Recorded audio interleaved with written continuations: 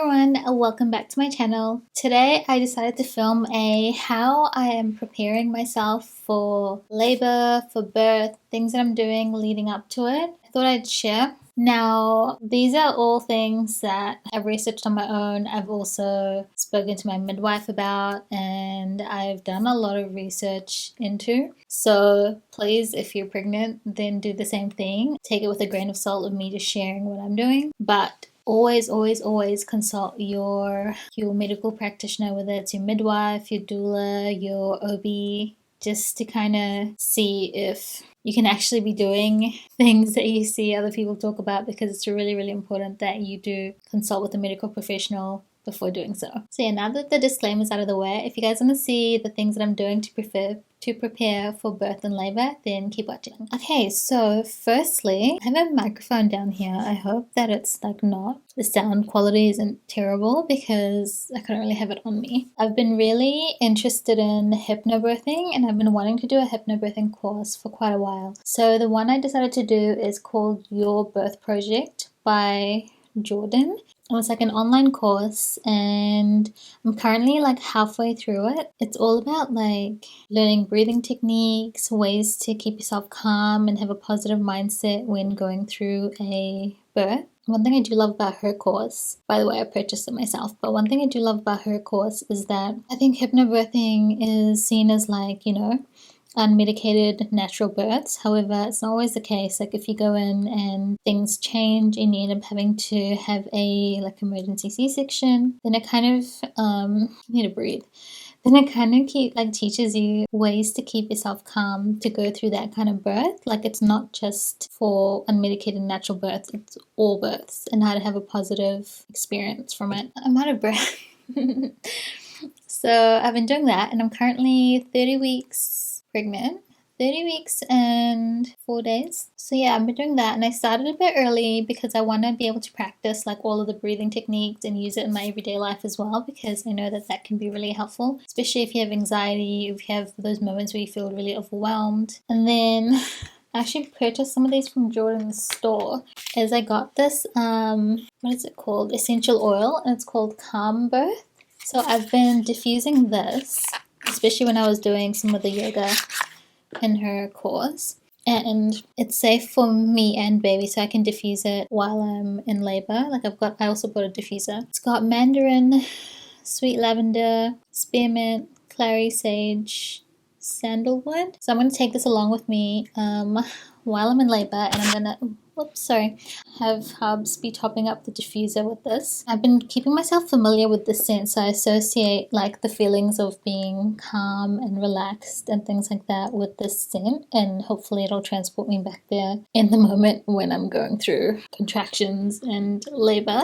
Another main thing, I guess, is preparing myself for birth and labor is already getting my hospital bag ready. Like I was ready to pack this thing at like 24 weeks. I was doing a lot of research of things that I want to include in. I didn't want to be packing my whole life in there, but I did want to include my comfort items. So I've been looking at different checklists, and my midwife gave me a checklist as well. So yeah, I've just been like shoving things in a bag and ordering things that I feel like might be helpful for me. Just getting like clothes and toiletries and things like that ready as well, just so I don't leave it last minute, and also I have time for it to be like already packed and ready. And then also I can think about it and be like, okay, maybe I don't need to bring such and such, or hey, I forgot to add this in, just to kind of give me that time and peace of mind that it's already done and it's one extra thing off my mind. So there's that. Also, the things that I'm going to show you now are the ones that you definitely need to consult your medical practitioner before starting any of them or wanting to do them. I personally don't know what your pregnancy is like, and I wouldn't want to recommend anything to someone who, it could be not good for you and your baby. So please do your research. I did mine, and one thing I was looking into doing leading up to birth is Perennial Massage. So I grabbed the Viva La Vulva Perennial Massage Oil, and this I believe I can start doing from 34 weeks. So, and if you don't know what it is, Google it or ask your lead maternity carer. It helps prepare your perineum for birth, because it is gonna stretch, and it hopefully by doing the massages you're kind of already stretching that area a little bit and getting it ready to be further stretched when the baby goes through it, if you're planning to have a natural birth, of course. It helps prepare the perineum for birth by increasing elasticity, not the oil, the massage. The oil is just what you use when you're massaging. It may help to reduce the risk of tearing and episiotomy, can help with scar tissue from previous births, increases blood flow to the perineum, preparing skin tissues, and may help mama to relax and mentally prepare for birth. This, I believe, I can start doing from 34 weeks, so I'm going to start doing that. I did ask my midwife about it because I found out about it by doing my own research, and then I talked to her about it, and I was already asking her all of these like birth planning questions, and she's like, usually we talk about that I think like at 34 weeks or 36 weeks, somewhere between that time. But she's like, I can send you like all of the leaflets and things to think about now so you can have a read and then like start to form in your mind like what kind of birth plan you want to have and things like that. Oh my gosh, is this too loud? Hold on. So what kind of birth plan and things that you want to have. So I've already had things in my mind for quite a while, and Perennial Massage is one of them. So I'll be doing this in a couple more weeks. Oh yeah, the reason why I bought this is because I think it has to be a unscented vegetable oil. Not 100% sure. This has grapeseed oil, avocado oil, apricot kernel oil, vitamin E, jojoba oil, and calendula oil. I think I smell this. Oh yeah, it smells nice. Nice and subtle. So yeah, that's something I'm going to be doing. Hopefully it's helpful. Will it be? I'm not sure. I don't know if I'll really be able to know until after I've had birth or given birth. Another thing is, I don't know if you guys might have heard, or I feel like people who are pregnant are the ones that know all these things. I had no idea until I fell pregnant, and then now I'm like doing all this research. Leading up to birth, raspberry leaf tea. I mean, you guys might already know this one. So I've got a couple of boxes of these. Now, it's very important that you don't start doing these things early. I spoke with my midwife about it, and yeah, just in case any of these things that I'm mentioning now do bring on early labor, you don't want to start it too soon. Like you know, so she said for me to start it from 36 weeks because from then on, like, it's okay. But prior to it, in case it brings on labor, like, I mean, we don't know. If it does bring on labor, then it could cause complications because it's too early. So yeah, well, once I hit 36 weeks, I'm going to start brewing some raspberry leaf tea and having it daily. I might just like brew a pitcher of it the night before, or actually I do prefer it hot, so we'll see. I haven't yet tried it obviously, but in a few more weeks I will be. And the other thing is dates. Now, it has been said that dates can soften your cervix and prepare you for labor. Not bring on labor, but just like soften, ripen your cervix. So I've got like a whole box of Medjool Dates. I think it was like either 3 Medjool Dates a day or 6 normal dates a day. Personally, I love dates. Like, I'm Muslim, and during Ramadan, it's like you break your fast with the date because it's sunnah. We love dates, so I have no issues with eating that. And I'll start that from, actually, I'll check with my midwife again, but if that just softens your cervix and doesn't bring on labor, I might be able to start that one a bit sooner, but I'll check with her first. So yeah, I'm already ready with those. And another one is I purchased the Haka silicone colostrum collectors. Now, this one can be known to induce labor. So like I said, check with your midwife. These aren't things I'm doing now, by the way. It's like how I'd be preparing leading up. The only thing I'm doing right now is like the course and the diffusing like the oil to get me in that calm state of mind. Colostrum is like the pre-milk that comes out, like the thick, really high in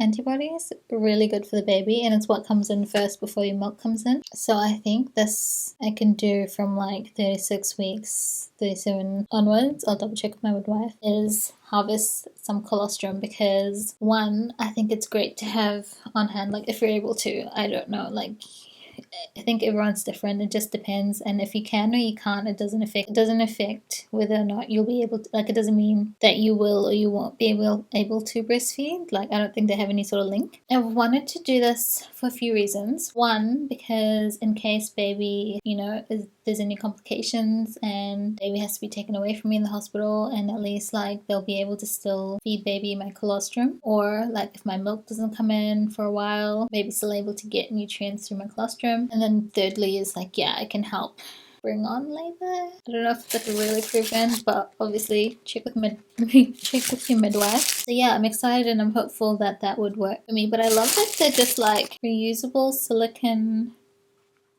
containers, and you literally just express your colostrum right into this. Otherwise you can get like syringes. I am excited, and I think you can also, can you feed baby through this? I don't think so.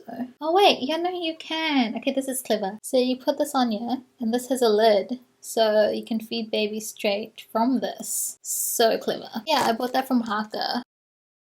So Haka's got a lot of amazing breastfeeding items. And Viva La Vulva, the one where I bought the Perennial oil from, has a lot of like postpartum, focusing on mum and healing and things like that. Both amazing brands. I purchased both of these myself, but I thought I'd just let you guys know. And also regarding the breastfeeding thing, I just wanted to say that like my, I guess, stance on it is like fed is best. Like as long as your baby is fed and is safe and healthy, like that's all that matters. I personally would like to try breastfeeding. If it doesn't work out for me, it doesn't. It's such a mentally and physically draining thing on the mom, so we'll just see. But either way, I'm gonna try not to beat myself up if it doesn't go that way. So what else? I think that's pretty much it of like what I'm doing to prep for labor, and also just keeping calm. And yeah, I'm not really, I don't know if I'd say I'm nesting, because I've just been like on like non-stop. Anytime we buy anything for the baby, like we've been trying to make conscious purchases. Like I don't want to buy too much because obviously baby's going to grow, things like that. Anything that I've bought, I've just kind of like washed and put away, and I've labeled things. Let me see, maybe I can add this in. So I've just been kind of like washing it as I go, so it's ready for me to pack in the hospital bag. So that's kind of giving me peace of mind, because I'm not like, there's not a massive pile of laundry for the baby that I have to do that I'm like, oh my gosh, putting it off. That's pretty much it. I'm gonna go. I have one more video to film. Let me know if there's anything else I need to think about. Oh, also, I'm not that at that point yet, but depending on how far if I'm overdue or things like that, I'm sure I'll be trying a lot more other things like curb walking to try to get the baby moving and things like that, like using the Swiss ball, maybe doing like a little bit of like exercise. I can't even think of anything off the top of my head right now. But yeah, doing all of those things to help hopefully get the baby moving, but we'll see, because I'm not really sure. Could be due before the date, who knows. Anyways, so I'm gonna end this video because I gotta film one more and then go make dinner. So yeah, if you guys have any suggestions or ideas of what else I need to do to prepare for labor and birth, leave them down in the comments. As always, anything I've spoken about, you're pregnant and wanting to try the same, please, please, please consult with your medical practitioner or whoever's looking after you during your pregnancy and get their advice on it, because you might have a different pregnancy, someone might be high risk, and some of these things won't be good for you to be trying out. I consulted with my midwife and she's cleared me to try them after a certain time. So yeah. Anyways, like I said, if you guys have any requests for other videos, or if you guys want to share your experiences down below, then let me know. I'd love to read things that you guys have done or what you're planning to do, or things like that. And yeah, subscribe if you haven't already. You can stay up to date with the remaining pregnancy videos that I'm going to go live with. And yeah, I'll see you guys in my next video. Bye everyone. Okay, is the background questionable? Yes. Is my camera even straight? I'll see you guys after. I'll see you guys in my next video. Okay. I'll see you guys in my next video.